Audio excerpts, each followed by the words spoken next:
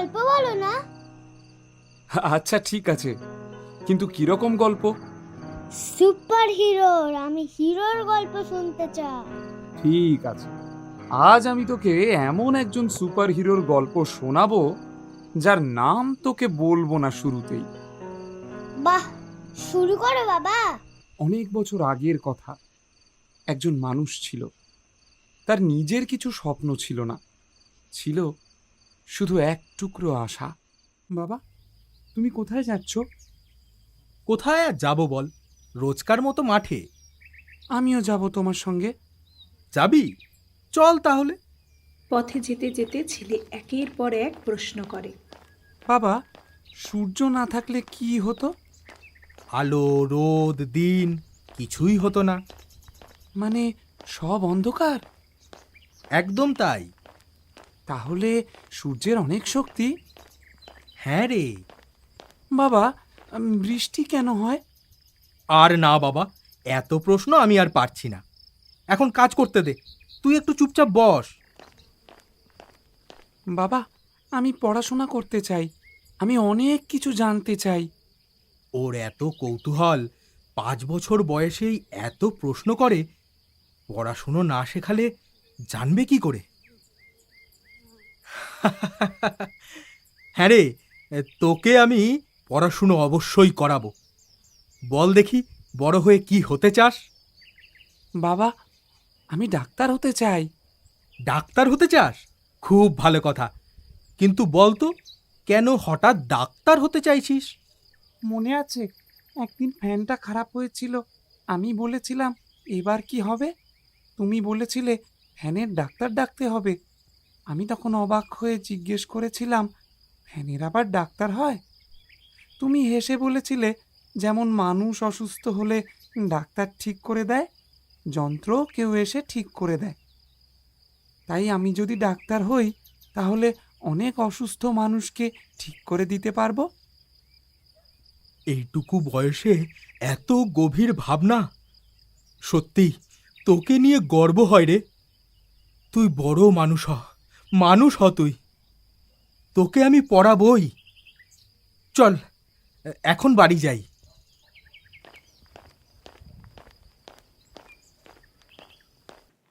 দেখতে দেখতে বেশ কয়েক বছর কেটে গেল। নীল গ্রামের স্কুলে পড়ে মাধ্যমিক পরীক্ষাও দিয়ে দিল। আজকে নীলের রেজাল্ট।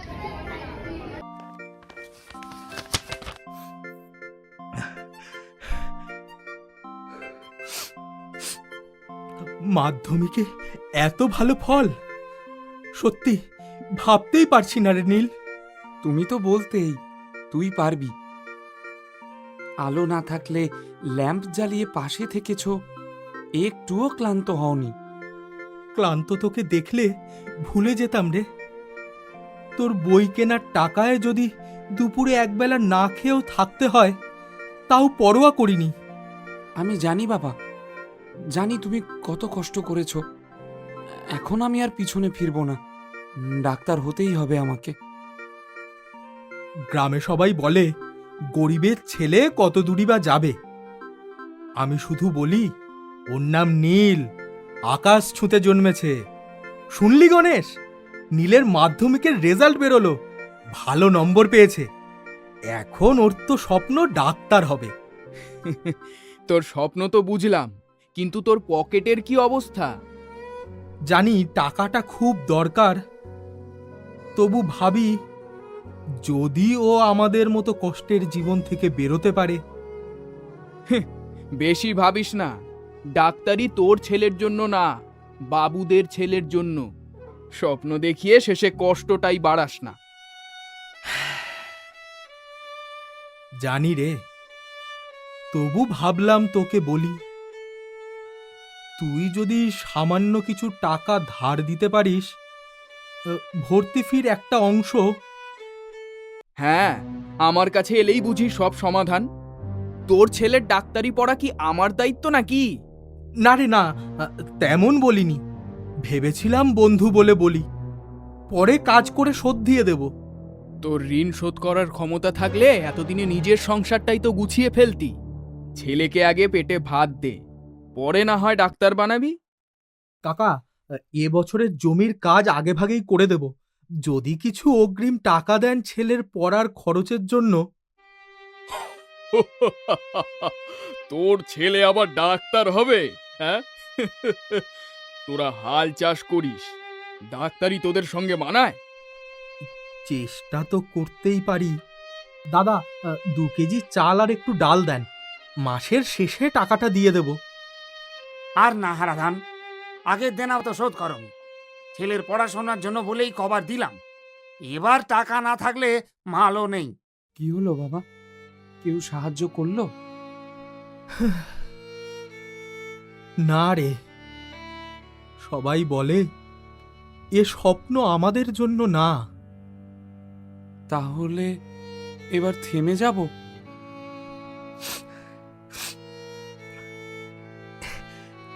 একদম না, তুই শুধু পড়, আমি আবার চেষ্টা করব। শেষ পর্যন্ত হার মানলে চলবে না। যত টাকাই খরচ হোক, আমি তোকে তাও কলকাতার ভালো স্কুলে পড়াবই। তুই যে ডাক্তার হতে চাস, ভালো স্কুলে না পড়ালে ডাক্তার হবি কি করে? নীলকে নিয়ে ওর বাবা কলকাতায় যায়। অনেক খোঁজাখুঁজির পর এক ভালো স্কুলে ওকে ভর্তি করে, থাকার ব্যবস্থাও করে দেয়। ছেলেকে রেখে ফিরে আসার সময় নীল বাবাকে জড়িয়ে ধরে হাউমাউ করে কাঁদতে থাকে। তোমাদের ছেড়ে আমি কি করে থাকবো বাবা? আরে পাগল ছেলে, তুই তো যাবি মাঝে মধ্যে গ্রামে, আর আমিও মাঝে মধ্যে এসে তোকে দেখে যাব। আমাদের ছেড়ে না থাকলে তুই জীবনে বড় হবি কি করে? তোমাদের জন্য খুব মন খারাপ করবে আমার, খুব।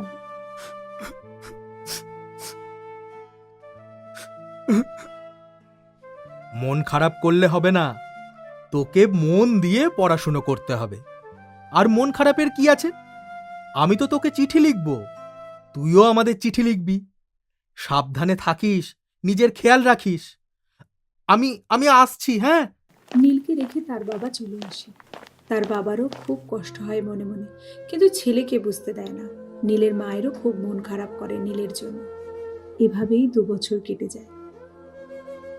ছেলেটাকে কতদিন দেখি না গো, খুব মন খারাপ করছে। মন খারাপ করো না গো, একটু কষ্ট করে থাকো।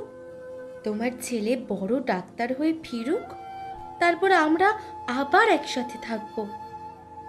সেই দিনটারই তো অপেক্ষায় আছি। এই কাল আমাদের নীলের উচ্চ মাধ্যমিকের রেজাল্ট বেরোনোর কথা না? কাল?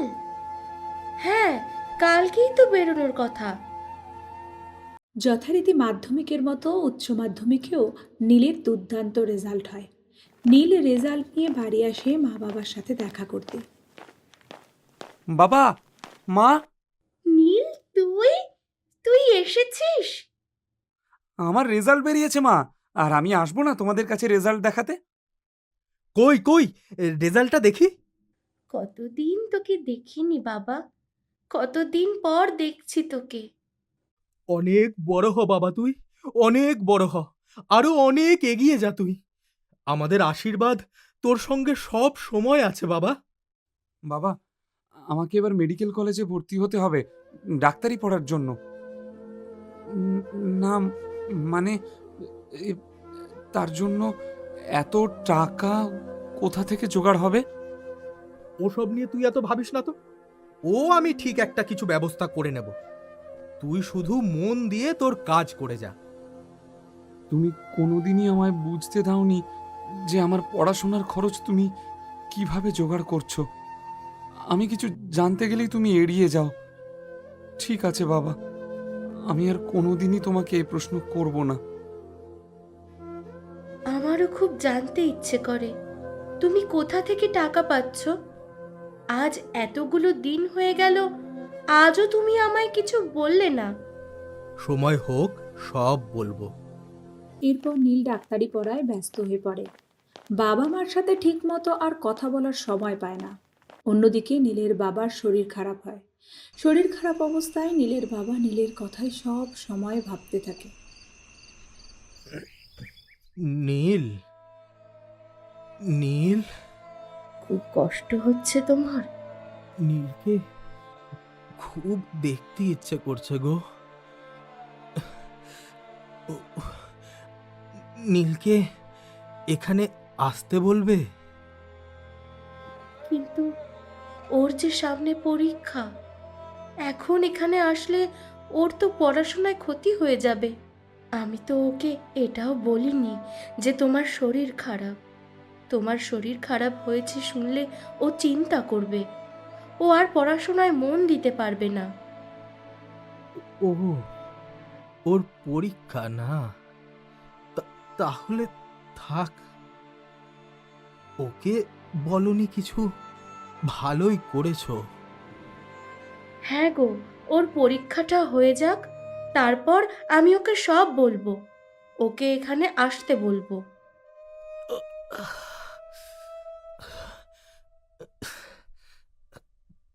ততদিন কি থাকবো আমি?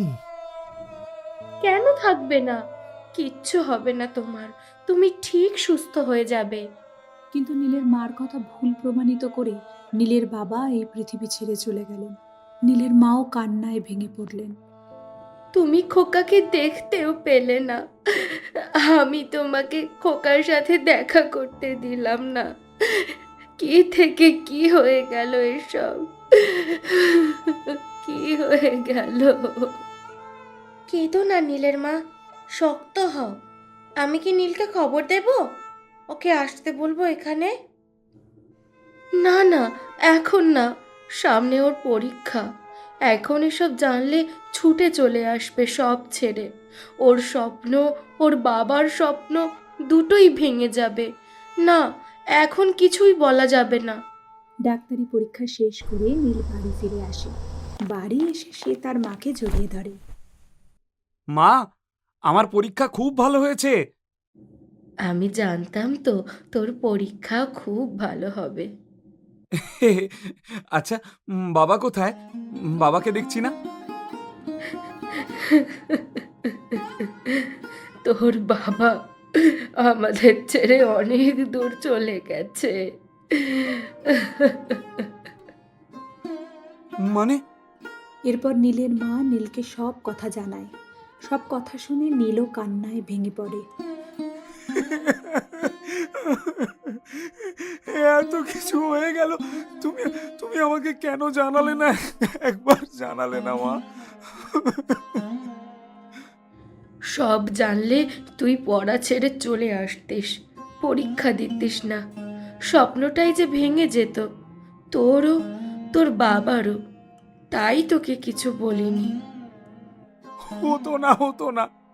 তোমার আর বাবার থেকে আমার কাছে আর কিচ্ছু বড় নয় মা, কিচ্ছু নয়।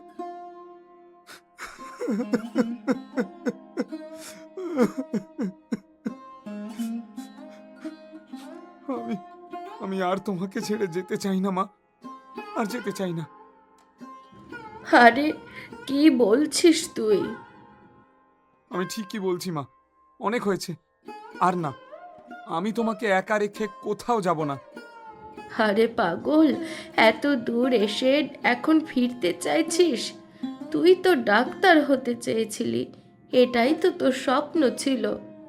আর তোর মতো একজন ভালো ডাক্তার আমাদের গ্রামে খুব দরকার, সমাজের দরকার। মার অনেক বোঝানোর পর ছেলে অবশেষে ডাক্তারি প্র্যাকটিসের জন্য যেতে রাজি হয়। নীল ওর মাকে ওর সঙ্গে যেতে বলে, কিন্তু নীলের মা বলে, ওটা নতুন জায়গা, তোর নতুন কাজ।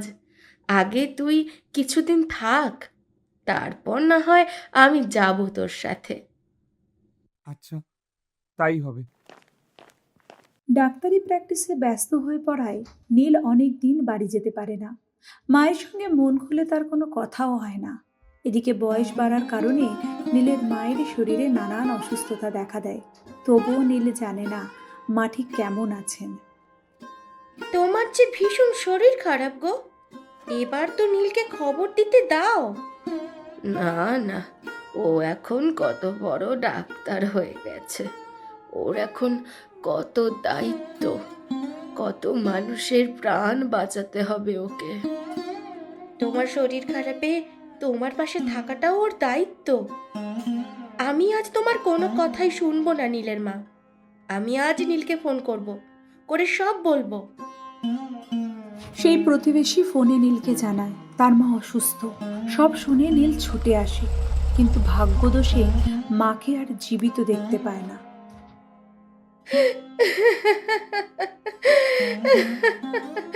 আহার একটু আগে এলেই রে বাবা, তোর মা তোর মুখটা একটিবার দেখতে পারতো। শেষ সময়টা শুধু তোর নামই জপেছে বারবার। মাকে হারিয়ে নীল কান্নায় ভেঙে পড়ে। নীলের যেন পায়ের তলা থেকে মাটি সরে যায়।